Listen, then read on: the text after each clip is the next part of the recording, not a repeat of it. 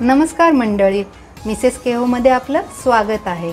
खाताय ना, खायलाच पाहिजे। आजची आपली रेसिपी आहे बांगडा तवा फ्राय, ताजे बांगडे। चला तर आता बघूया ते कसे साफ करून घ्यायचे। सर्वप्रथम आपण त्याची गावडी साफ करून घेऊया आणि त्याचं पोट पण खवलं असल्यास आपण ती साफ करून घ्यायची आहे।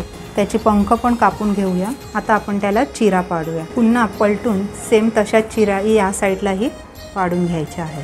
चला तर आपण आता दुसराही बांगडा तसाच साफ करून घेऊया। चिरा मारताना यावेळेला आपण तिरक्या आतपर्यंत मारूया, जेणेकरून आपला मसाला आतपर्यंत जाईल आणि बांगडा अजून मस्त लागेल। त्याच प्रकारे आपण दुसऱ्या साइडलाही तिरक्या चिरा मारून घेतलेले आहेत। बांगडा तवा फ्रायसाठी लागणारे इन्ग्रेडियंट आहेत ताजे बांगडे, केवची हळद पावडर, केवचा कोळी मसाला, तेल, लिंब, मीठ आणि जर तुम्हाला फिश फ्रायसाठी तयार मसाला हवा असेल तर केवचा फिश फ्राय मसालाही आहे। आता आपण बांगड्यांना जरासं मीठ लावून घेऊया। कापांमध्ये गेलं पाहिजे आणि दोन्ही साइडला व्यवस्थित लावून घेऊया।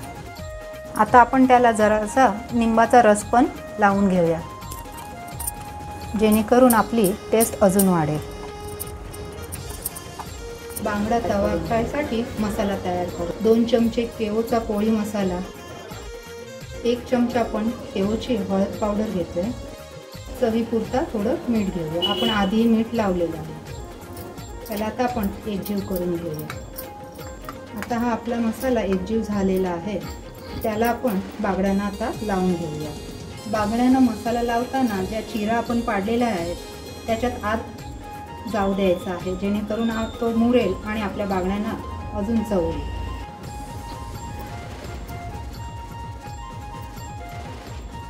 आता आपला मसाला लावून झालेला आहे। आपण आपल्या बांगड्यांना मॅरिनेशनसाठी बाजूला ठेवूया। बांगडा तवा फ्रायला सुरुवात करूया।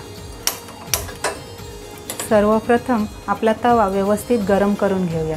आता आपला तवा व्यवस्थित तापलेला आहे, त्याच्यात आपण तेल घालून घेऊया। तेल आपलं आता तापलेलं आहे, त्याच्यात आपण बांगडे घालून घेऊया।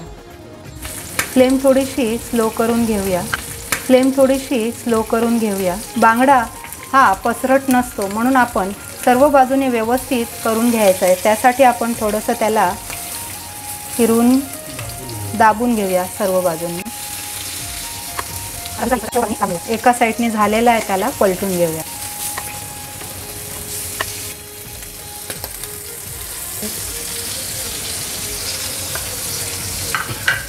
अशा प्रकारे आपला हा बांगडा फ्राय व्यवस्थित फ्राय झालेला आहे।